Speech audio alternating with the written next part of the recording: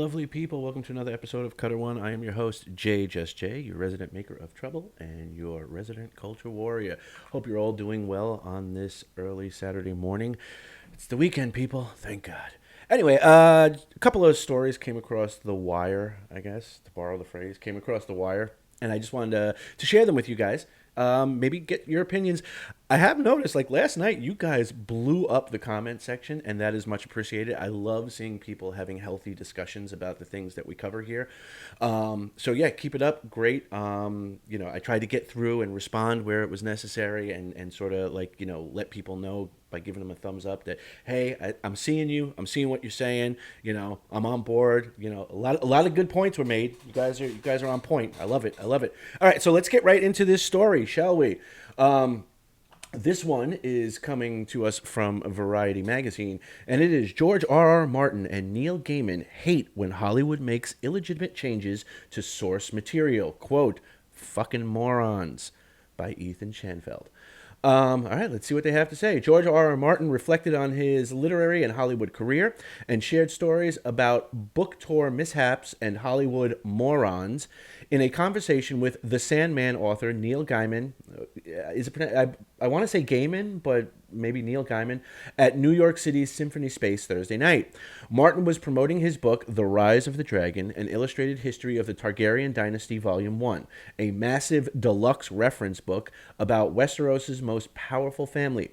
Attendees were given signed copies of either Rise of the Dragon or Martin's 2018 book, Fire and Blood, which serves as the source material for HBO's House of the Dragon.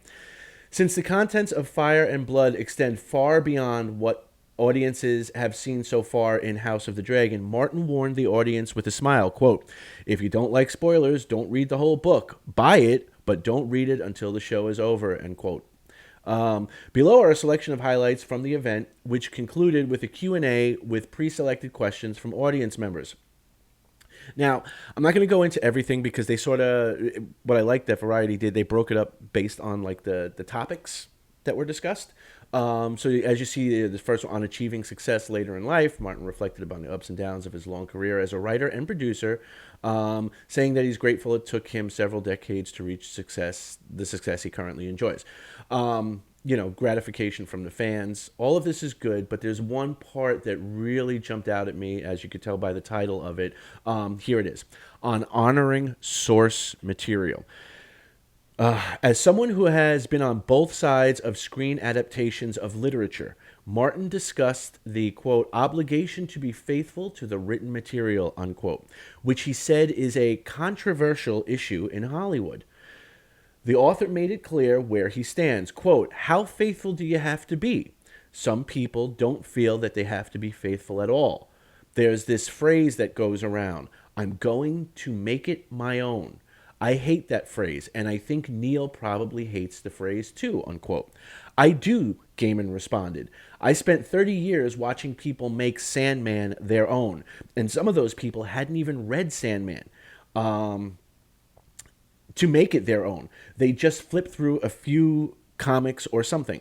Gaiman added that it was a joy getting to make season 1 of The Sandman on Netflix, and Martin energized the crowd by saying, "We want season 2. Martin continued, "There are changes that you have to make, or that you're called upon to make, that I think are legitimate, and there are other ones that are not legitimate." He recalled adapting Roger Zelazny's The Last Defender of Camelot for an episode of The Twilight Zone, and, due to budget constraints, being forced to choose between having horses or an elaborate Stonehenge-esque set for a battle scene. He didn't want to make the decision, so he called up Zelazny, who chose to scrap the horses. Quote, "That, to my mind, is the kind of stuff you are called upon to do in Hollywood that is legitimate. An example of an illegitimate change," Martin said, "was CBS making him include an, quote, ordinary person, unquote, who just tags along in the episode in order to appeal to a high concept. I was new to Hollywood," Martin said. "I didn't say, you're fucking morons." Martin related the topic to the Iron Throne in HBO's adaptation of his A Song of Ice and Fire novels. Why is the Iron Throne in the Game of Thrones not the Iron Throne as described in the books? Why is it not 15 feet high and made of 10,000 swords? Because the ceiling in our soundstage was not 15 feet high. We couldn't fit it in there. And they weren't willing to give us St. Paul's Cathedral or Westminster Abbey to shoot our little show in. So that's the part I really wanted to highlight because it speaks to a lot of what the fans have been going through recently with adaptations of House of the Dragon, as well as the Rings of Power, as well as, with Marvel with She-Hulk, and just overall in general. And I kind of agree with Martin. With someone who has a background in indie filmmaking and writing and script writing, yes, I do understand that there are sometimes you have to make changes for a reason, but other times you really don't, and it's sort of you have to be wary of it. So I like what he said there, that there's legitimate changes and there's illegitimate changes, and the reason why I thought this jumped up again is because it's relevant to what fans have been talking about recently with the adaptations that have come out, and with some that are still coming down the road here later in the year, but also. I put out a poll the other day, and I asked you guys where you wanted me to sort of expand the channel. Like, what did you want me to go more pop culture stuff, more gaming stuff, and more deep dive lore stuff? And the majority of people said, let go more towards the deep dive lore. So, in honor of that, because I do see you, and like I said, I do like the interaction. I'm currently working on editing a long form video, not the usual like 10-15 minute videos like this one where I sort of share some news with you and just like give my opinion and then open it up for your opinion.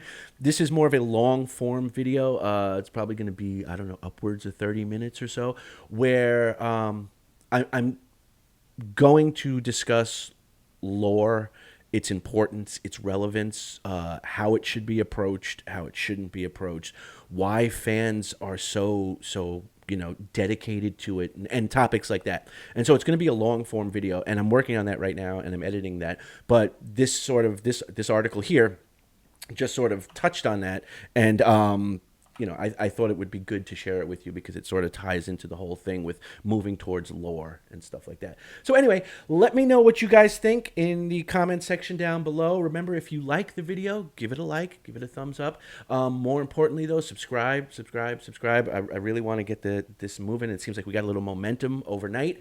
And let's get it up there, and let's make our voices heard, and let's start discussing and sharing. And I will talk to you guys in the next one. Peace.